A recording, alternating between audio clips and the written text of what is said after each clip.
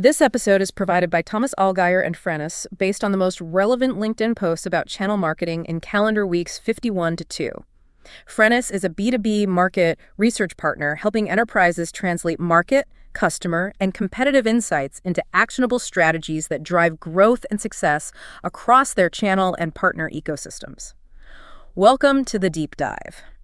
Today, we are immersing ourselves in strategic B2B channel marketing.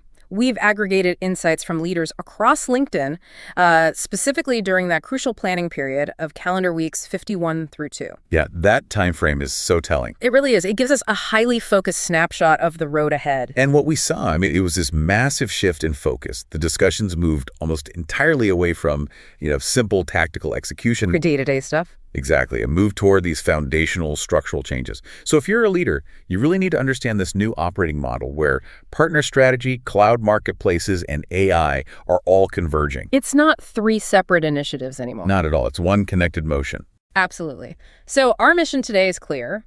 We want to extract the actionable insights you need to move your partner strategy from being, say, a nice-to-have alliance into a mission-critical revenue engine for the year ahead. We're skipping the fluff. Straight into what the most informed people in the ecosystem are betting on. Okay, let's unpack this with the first massive trend, the cloud marketplace.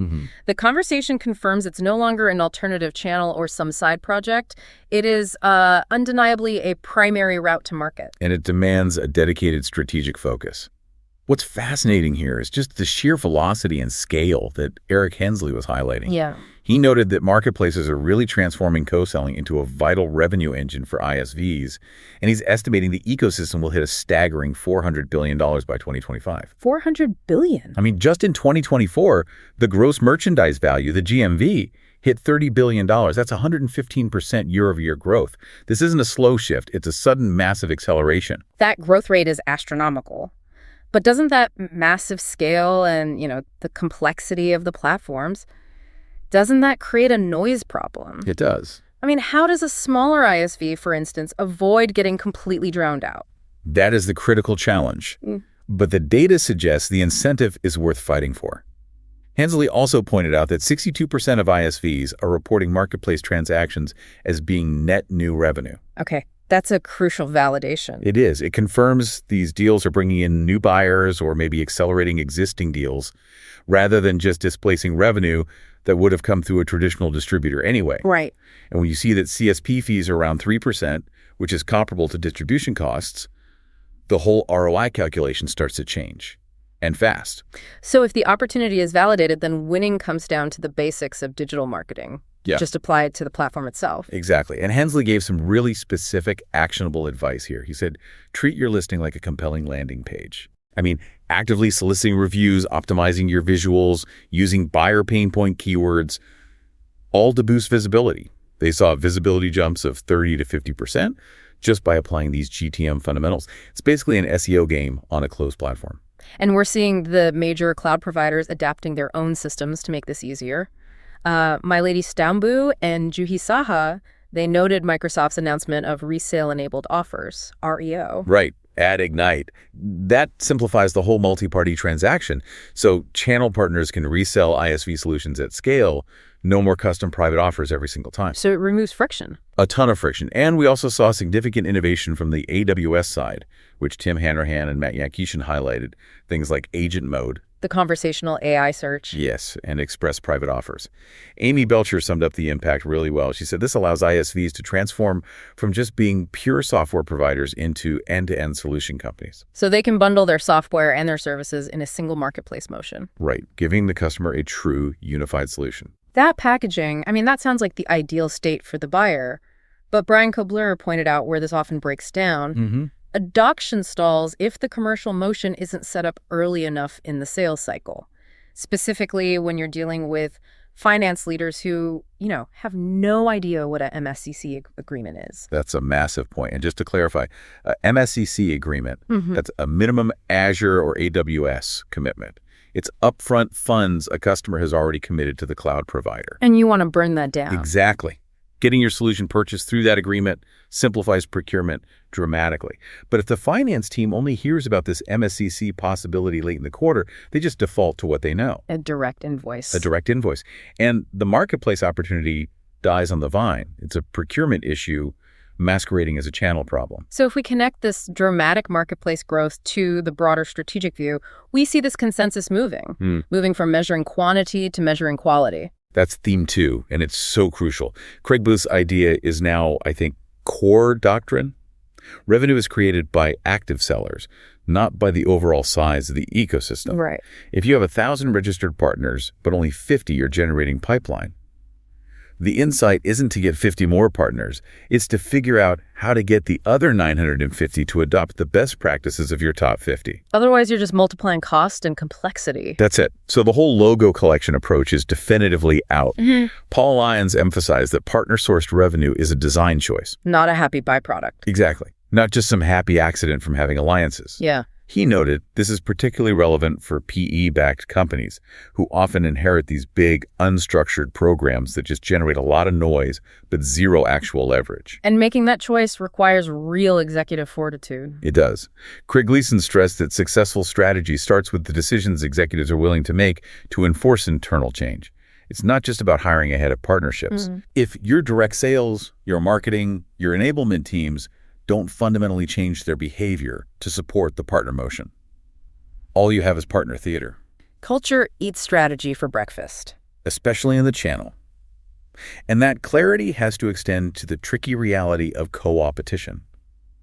Ashok Sankaran explained you can co-sell, coexist, and compete in the same week. That's just modern business. So how do you make that work? He argued the key is making the rules explicit up front. Competition doesn't break trust. Surprise does. You have to lay out the lanes clearly for everyone. And to make sure you're choosing the right partners to begin with, Lena Zapp provided an 8-factor framework for building a partner value proposition. Which is so important. Right. She stresses that partners don't choose your program because they like your brand. They choose programs that help them grow faster and serve their customers better. Your value prop has to solve a problem for them, whether that's revenue potential, brand leverage, or just access to new customers. That shift toward focused, quality strategy leads directly into theme 3, the operational craft of co-selling. Yes. So if strategy is about quality, the next question is, how do we execute that quality and make it repeatable? It all comes down to discipline. Rob Moyer stressed that co-sell success requires a concrete 30, 60, 90-day execution plan. Clear ownership, not just some fuzzy strategy deck that sits on a shelf. Sales reps execute plans, not strategy decks. Precisely. And Alexander J. Buckles hammered this home. He said if you can't identify who owns the next action, the co-sell program is basically non-existent. It's just an idea. It's just an idea. If an overlap is found, and there isn't a dedicated resource to action that insight within 24 hours, the opportunity just dies. It's a cadence and discipline problem. Matt Fairman shared a great co-sell playbook, pulled from his experience with HubSpot reps. Yeah, that's a good one. The top move he identified, bringing the partner in early in the deal, well before the proposed solution calcifies. Then setting clear lanes on who owns what. Who owns a platform versus who owns the process and architecture. I think that's the secret to getting that outcome Benjamin Moley described, where he closed a large deal with HubSpot and said it felt like one team. Yes, exactly. By bringing the partner in early, the buyer doesn't feel like they're being handed off between two different companies. They feel like they're getting one holistic solution. But all of this operational effort, it can break down silently if the compensation is wrong. Oh, absolutely. InterW and Tracy Rich highlighted this. Misaligned comp plans are the quiet killer of partner strategy. Because if a direct sales rep makes less money, or if it complicates their quota when a partner is involved, the motion is designed against the desired outcome. It doesn't matter how beautiful the strategy deck is. Sales reps are rational economic actors. They will protect their income and they will prioritize the direct deal every single time. That is a perfect segue into our final critical pillar, theme 4, the imperative of data, RevOps, and AI. The operational backbone. This is what supports all the structural changes we've been talking about. It absolutely is. We're moving from gut feeling to data-driven justification. Greg Portnoy shared that horror story of partnership leaders losing budget conversations. Wait. Not because they weren't driving results, but because they spent 15 hours manually pulling data from 6 different spreadsheets. Meanwhile, every other GTM leader had a real-time dashboard ready to go. So partnerships lose credibility at the executive table. Instantly, when they can't prove their impact. Kyle E. went even further. He listed 15 rules for ecosystem tech, and the first one was, If it doesn't connect to money, don't build it. I love that. He said spending $500,000 on systems that track engagement scores, but don't tie that to pipeline and revenue. That leads to executives making decisions based on grandiose delusions. If you can't show the money, the system is useless. Exactly. And Rob Moyer confirmed this urgent need for RevOps discipline. He emphasized that partnerships fail because the internal systems, your CRM, your automation tools, they just can't see, route, or measure partner impact. So what's the stack you need? He laid it out. You need Crossbeam for shared account intelligence to find the overlaps. You need Gong for tying pipeline to real deal conversations, specifically setting up triggers to detect those hyperscaler signals. Mentions of MACC agreements, AWS budgets. And flagging that opportunity for the alliance team immediately. And you need tools like Chili Piper for ensuring clean, instant handoffs, no drop balls. So the lesson here is that technology isn't just about efficiency, it's about validating the entire channel investment to the CEO. Yes. And this is where AI moves from being an experiment to becoming real operational leverage.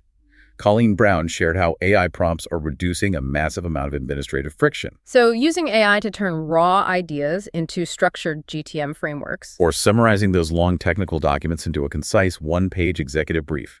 It means the partnership team spends less time on administrivia and way more time building relationships and closing deals. And the shift in partner enablement reflects this perfectly. It really does.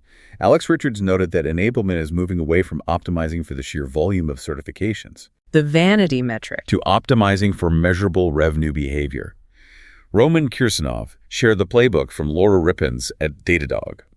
She scaled their marketplace motion to over $2 billion by embedding alliances training into new hire onboarding. So from day one, they taught sellers to follow the money, those cloud commitments. Enablement is about driving outcomes and behavior, not just maximizing attendance. That was a comprehensive deep dive. We've covered a huge amount of ground, from the immense scale of the marketplace to the necessity of internal RevOps discipline. The central thread here, and Teresa Carregal observed this, is that this year is truly a convergence year.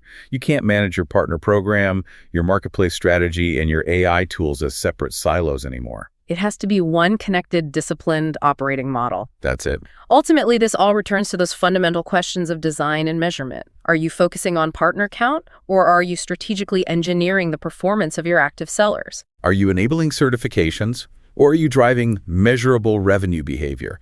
Those are the pivots that will separate intent from real execution this year. If you enjoyed this deep dive, new episodes drop every 2 weeks. Also, check out our other editions on account-based marketing, field marketing, AI in B2B marketing, MarTech, go-to-market, and social selling. Thank you for listening. And here's a provocative thought for you to explore, raised by Asher Matthew.